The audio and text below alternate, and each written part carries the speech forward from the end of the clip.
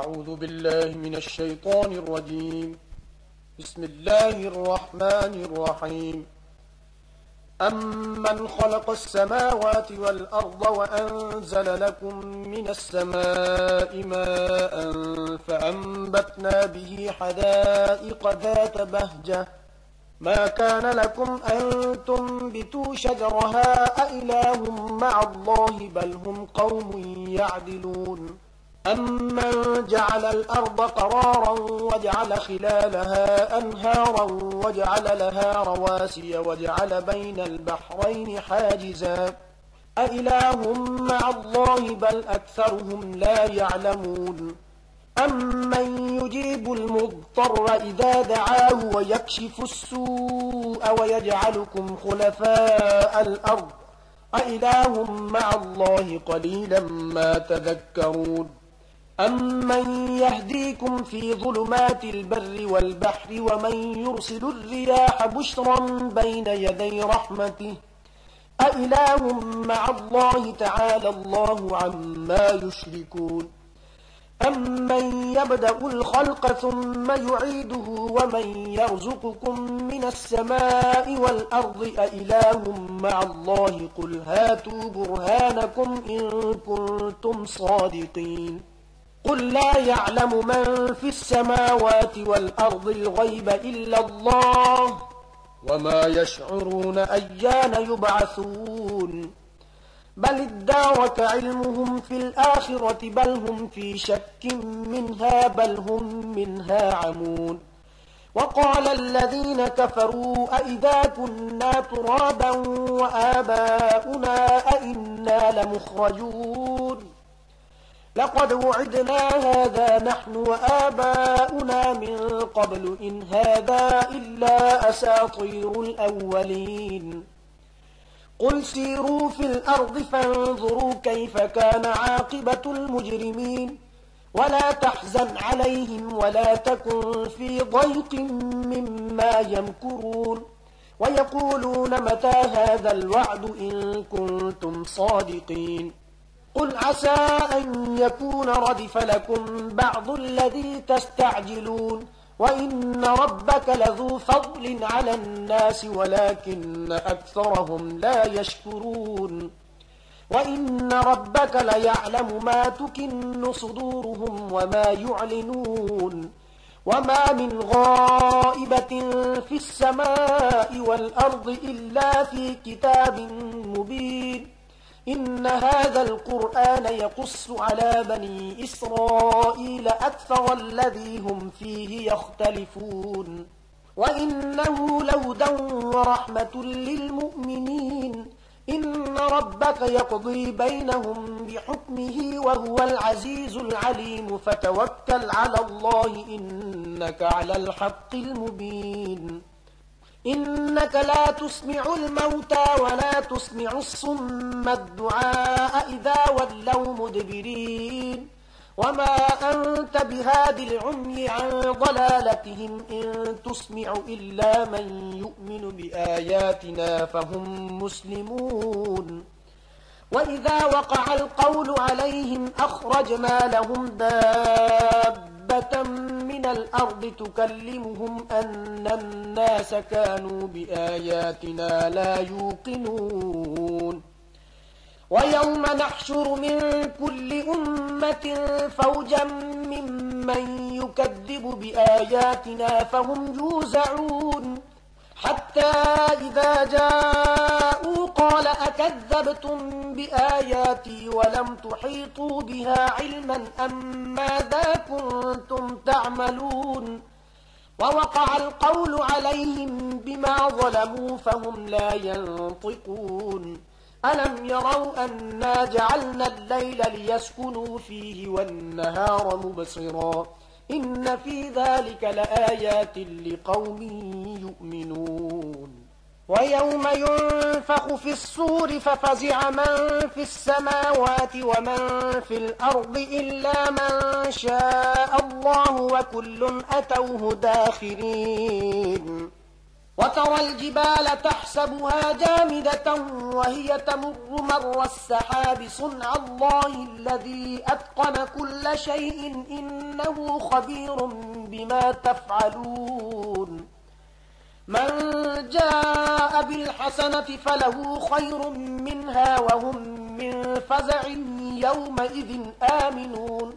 ومن جاء بالسيئة فكبت وجوههم في النار هل تجزون إلا ما كنتم تعملون إنما أمرت أن أعبد رب هذه البلدة الذي حرمها وله كل شيء وأمرت أن أكون من المسلمين وأن أتلو القرآن فمن اهتدى فإنما يهتدي لنفسه ومن ضل فقل إنما أنا من المنذرين وقل الحمد لله سيريكم آياته فتعرفونها وما ربك بغافل عما تعملون بسم الله الرحمن الرحيم طاسيم تلك آيات الكتاب المبين نتلو عليك من نبأ موسى وفرعون بالحق لقوم يؤمنون إن فرعون علا في الأرض وجعل أهلها شيعا يستضعف طائفة منهم يذبح أبناءهم ويستحيي نساءهم إنه كان من المفسدين ونريد أن نمن على الذين استضعفوا في الأرض ونجعلهم أئمة ونجعلهم الوارثين ونمكن لهم في الأرض ونري فرعون وهامان وجنودهما منهم ما كانوا يحذرون وأوحينا إلى أم موسى أن أرضعيه فإذا خفت عليه فألقيه في اليم ولا تخافي ولا تحزني إنا رادوه إليك وجاعلوه من المرسلين فالتقطه آل فرعون ليكون لهم عدوا وحزنا إن فرعون وهامان وجنودهما كانوا خاطئين وقالت امرأة فرعون قرة عين لي ولك لا تقتلوه عسى أن ينفعنا أو نتخذه ولدا وهم لا يشعرون وأصبح فؤاد أم موسى فارغا إن كادت لتبدي به لولا أن ربطنا على قلبها لتكون من المؤمنين وقالت لأخته قصيه فبصرت به عن جنب وهم لا يشعرون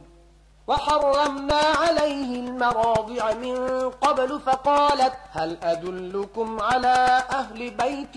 يكفلونه لكم وهم له ناصحون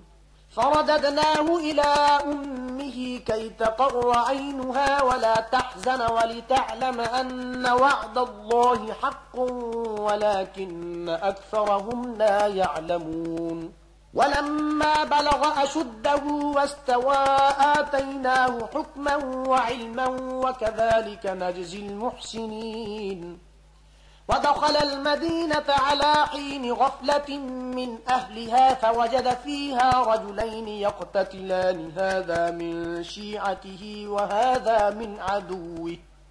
فاستغاثه الذي من شيعته على الذي من عدوه فوكزه موسى فقضى عليه قال هذا من عمل الشيطان إنه عدو مضل مبين قال رب إني ظلمت نفسي فاغفر لي فغفر له إنه هو الغفور الرحيم قال رب بما أنعمت علي فلن أكون ظهيرا للمجرمين فأصبح في المدينة خائفا يترقب فإذا الذي استنصره بالأمس يستصرخه قال له موسى إنك لغوي مبين فلما أن أراد أن يبطش بالذي هو عدو لهما قال يا موسى أتريد أن تقتلني كما قتلت نفسا بالأمس إن تريد إلا أن تكون جبارا في الأرض وما تريد أن تكون من المصلحين وجاء رجل من أقصى المدينة يسعى قال يا موسى إن الملأ يأتمرون بك ليقتلوك فاخرج إني لك من الناصحين فخرج منها خائفا يترقب قال رب نجني من القوم الظالمين ولما توجه تلقاء مدين قال عسى ربي أن يهديني سواء السبيل ولما ورد ماء مدين وجد عليه أمة من الناس يسقون ووجد من دونهم امرأتين تذودان قال ما خطبكما قالتا لا نسقي حتى يصدر الرعاء وأبونا شيخ كبير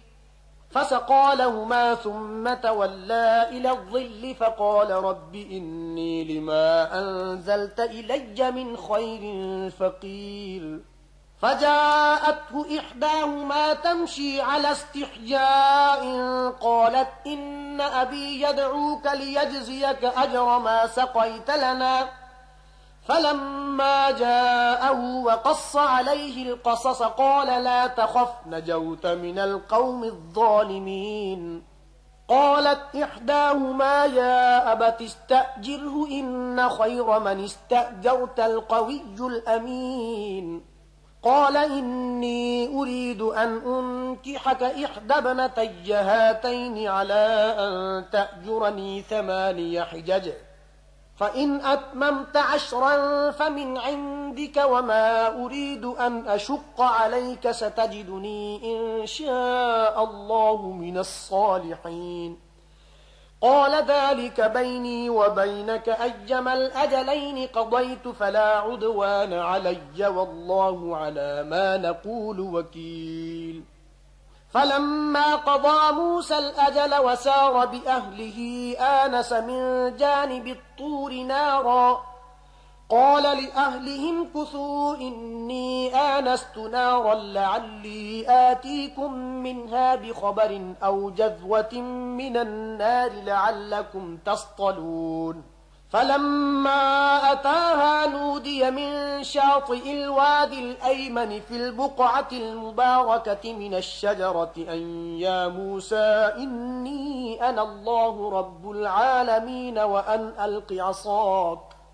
فلما رآها تهتز كأنها جان ولا مدبرا ولم يعقب يا موسى أقبل ولا تخف إنك من الآمنين اسلك يدك في جيبك تخرج بيضاء من غير سوء واضمم إليك جناحك من الرهب فذلك برهانان من ربك إلى فرعون وملئه إنهم كانوا قوما فاسقين قال رب إني قتلت منهم نفسا فأخاف أن يقتلون وأخي هارون هو أفصح مني لسانا فأرسله معي يرد أن يصدقني إني أخاف أن يكذبون قال سنشد عضدك بأخيك ونجعل لكما سلطانا فلا يصلون إليكما بآياتنا أنتما ومن اتبعكما الغالبون فلما جاءهم موسى بآياتنا بينات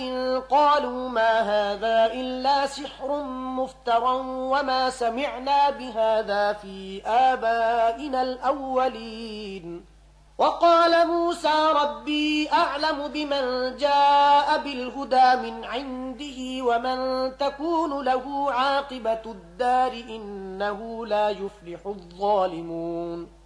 وقال فرعون يا أيها الملأ ما علمت لكم من إله غيري فأوقد لي يا هامان على الطين فاجعل لي صرحا لعلي أطلع إلى إله موسى وإني لأظنه من الكاذبين واستكبر هو وجنوده في الأرض بغير الحق وظنوا أنهم إلينا لا يرجعون فأخذناه وجنوده فنبذناهم في الجم فانظر كيف كان عاقبة الظالمين وجعلناهم أئمة يدعون إلى النار ويوم القيامة لا ينصرون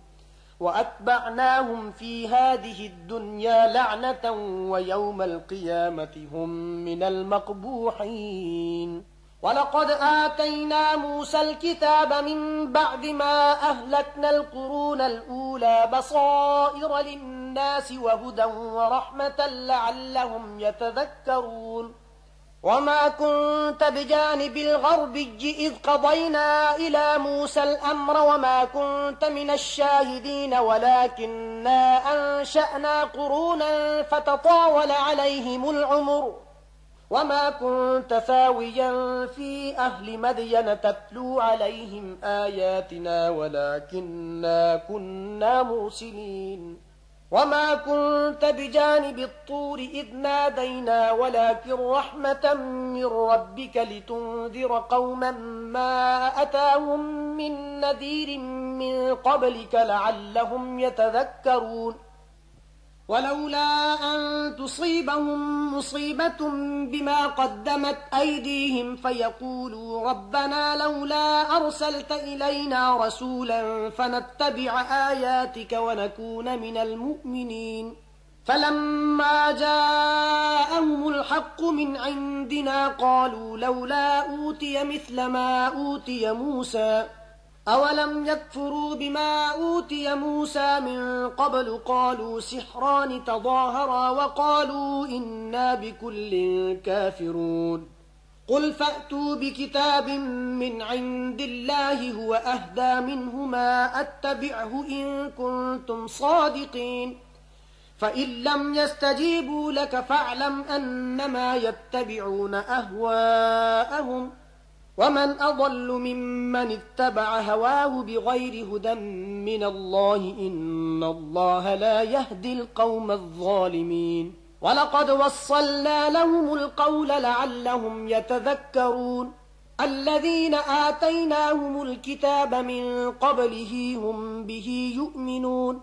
وإذا يتلى عليهم قالوا آمنا به إنه الحق من ربنا إنا كنا من قبله مسلمين أولئك يؤتون أجرهم مرتين بما صبروا ويدرؤون بالحسنة السيئة ومما رزقناهم ينفقون وإذا سمعوا اللغو أعرضوا عنه وقالوا لنا أعمالنا ولكم أعمالكم سلام عليكم لا نبتغي الجاهلين إنك لا تهدي من أحببت ولكن الله يهدي من يشاء وهو أعلم بالمهتدين وقالوا إن نتبع الهدى معك نتخطف من أرضنا أولم نمكن لهم حرما آمنا يجبى إليه ثمرات كل شيء رزقا من لدنا ولكن أكثرهم لا يعلمون وكم أهلكنا من قرية بطرت معيشتها فتلك مساكنهم لم تسكن من بعدهم إلا قليلا وكنا نحن الوارثين وما كان ربك مهلك القرى حتى يبعث في أمها رسولا يتلو عليهم آياتنا وما كنا مهلك القرى إلا وأهلها ظالمون وما أوتيتم من شيء فمتاع الحياة الدنيا وزينتها وما عند الله خير وأبقى أفلا تعقلون أفمن وعدناه وعدا حسنا فهو لاقيه كمن متعناه متاع الحياة الدنيا ثم هو يوم القيامة من المحضرين ويوم يناديهم فيقول أين شركائي الذين كنتم تزعمون قال الذين حق عليهم القول ربنا هؤلاء الذين أغويناهم كما غوينا تبرأنا إليك ما كانوا إيانا يعبدون وقيل ادعوا شركاءكم فدعوهم فلم يستجيبوا لهم ورأوا العذاب لو أنهم كانوا يهتدون ويوم يناديهم فيقول ماذا أجبتم المرسلين فعميت عليهم الأنباء يومئذ فهم لا يتساءلون فأما من تاب وآمن وعمل صالحا فعسى أن يكون من المفلحين وربك يخلق ما يشاء ويختار ما كان لهم الخيرة سبحان الله وتعالى عما يشركون وربك يعلم ما تكن صدورهم وما يعلنون وهو الله لا إله إلا هو له الحمد في الأولى والآخرة وله الحكم وإليه ترجعون قل أرأيتم إن جعل الله عليكم الليل سرمدا إلى يوم القيامة من إله غير الله يأتيكم بضياء أفلا تسمعون قل أرأيتم إن جعل الله عليكم النهار سرمدا إلى يوم القيامة من إله غير الله يأتيكم بليل تسكنون فيه أفلا تبصرون ومن رحمته جعل لكم الليل والنهار لتسكنوا فيه ولتبتغوا من فضله ولعلكم تشكرون ويوم يناديهم فيقول أين شركائي الذين كنتم تزعمون ونزعنا من كل أمة شهيدا فقلنا هاتوا برهانكم فعلموا أن الحق لله وضل عنهم ما كانوا يفترون إن قارون كان من قوم موسى فبغى عليهم وآتيناه من الكنوز ما إن مفاتحه لتنوء بالعصبة أولي القوة إذ قال له قومه لا تفرح إن الله لا يحب الفرحين وابتغ فيما آتاك الله الدار الآخرة ولا تنس نصيبك من الدنيا وأحسن كما أحسن الله إليك ولا تبغ الفساد في الأرض إن الله لا يحب المفسدين قال إنما أوتيته على علم عندي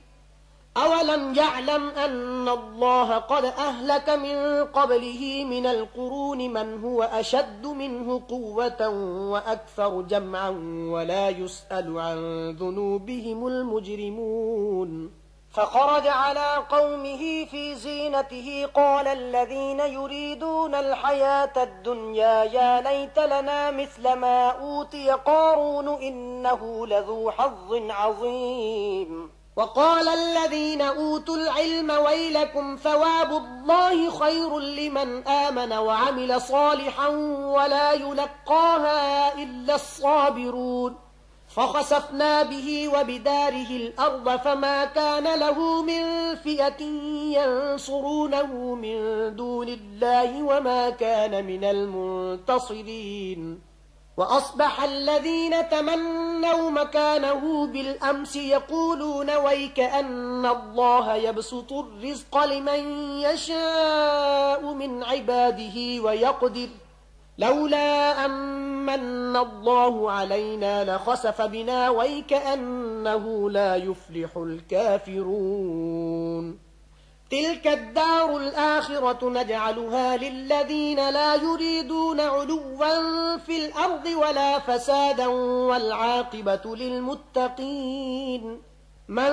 جاء بالحسنة فله خير منها ومن جاء بالسيئة فلا يجزى الذين عملوا السيئات إلا ما كانوا يعملون إن الذي فرض عليك القرآن لرادك إلى معاد قل ربي أعلم من جاء بالهدى ومن هو في ضلال مبين وما كنت ترجو أن يلقى إليك الكتاب إلا رحمة من ربك فلا تكونن ظهيرا للكافرين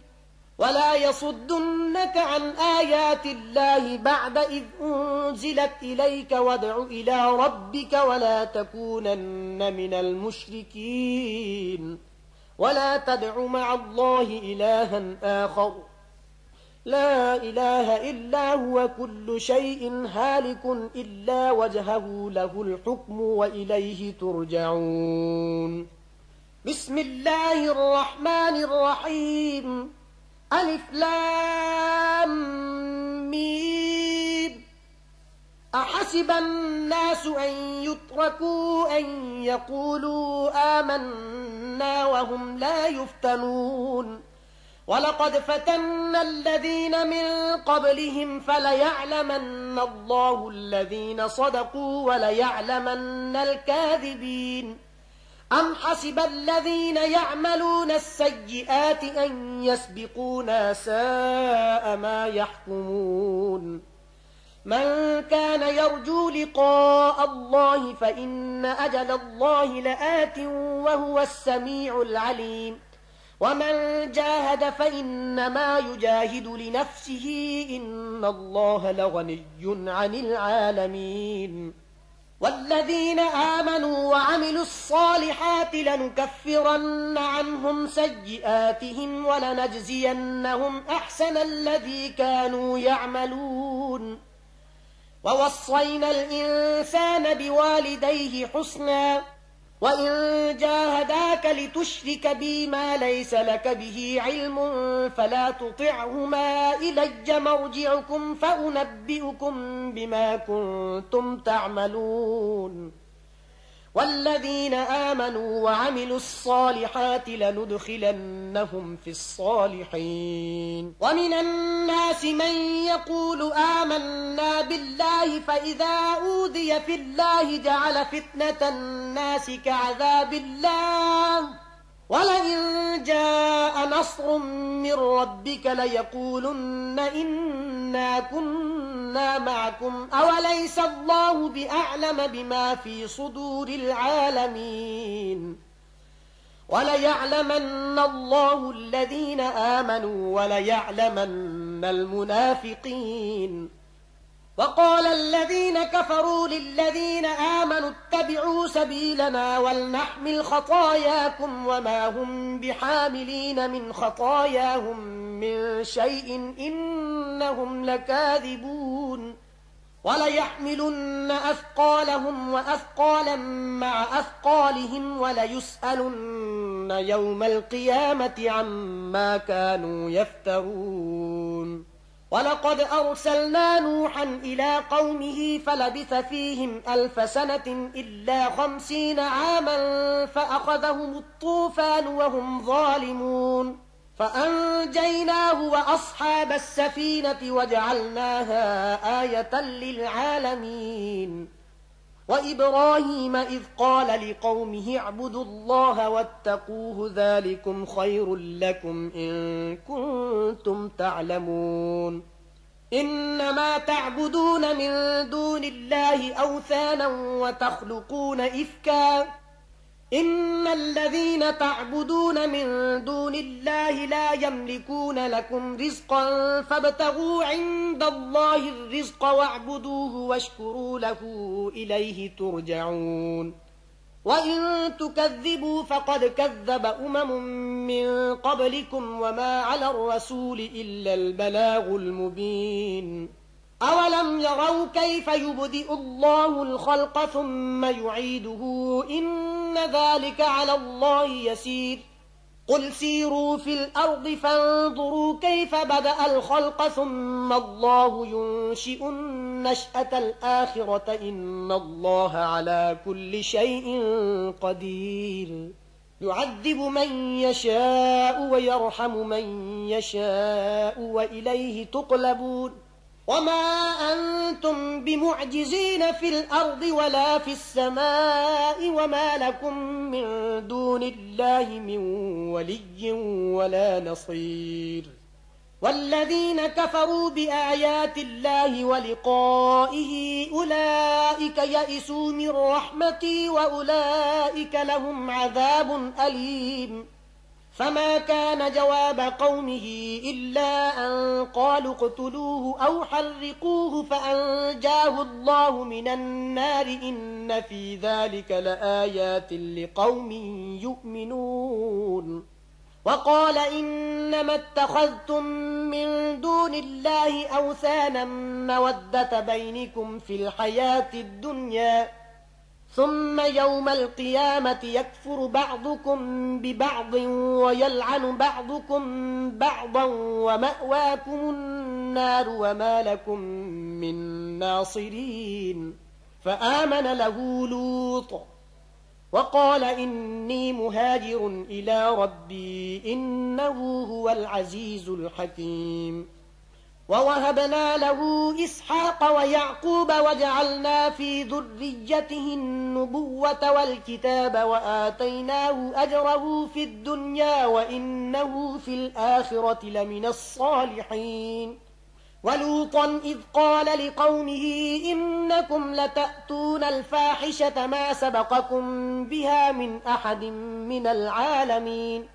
أئنكم لتأتون الرجال وتقطعون السبيل وتأتون في ناديكم المنكر فما كان جواب قومه إلا أن قالوا ائتنا بعذاب الله إن كنت من الصادقين قال رب انصرني على القوم المفسدين ولما جاءت رسلنا إبراهيم بالبشرى قالوا إنا مهلكو أهل هذه القرية إن أهلها كانوا ظالمين قال إن فيها لوطا قالوا نحن أعلم بمن فيها لننجينه وأهله إلا امرأته كانت من الغابرين ولما أن جاءت رسلنا لوطا سيء بهم وضاق بهم ضرعا وقالوا لا تخف ولا تحزن إنا منجوك وأهلك إلا امرأتك كانت من الغابرين إنا منزلون على أهل هذه القرية رجزا من السماء بما كانوا يفسقون ولقد تركنا منها آية بينة لقوم يعقلون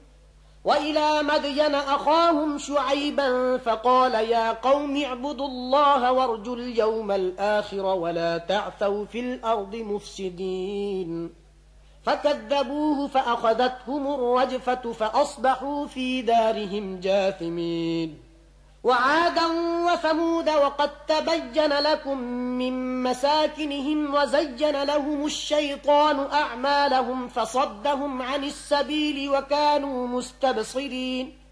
وقارون وفرعون وهامان ولقد جاءهم موسى بالبينات فاستكبروا في الأرض وما كانوا سابقين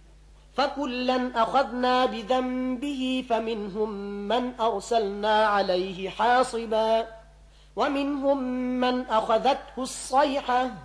ومنهم من خسفنا به الأرض ومنهم من أغرقنا وما كان الله ليظلمهم ولكن كانوا أنفسهم يظلمون مثل الذين اتخذوا من دون الله أولياء كمثل العنكبوت اتخذت بيتا وإن أوهن البيوت لبيت العنكبوت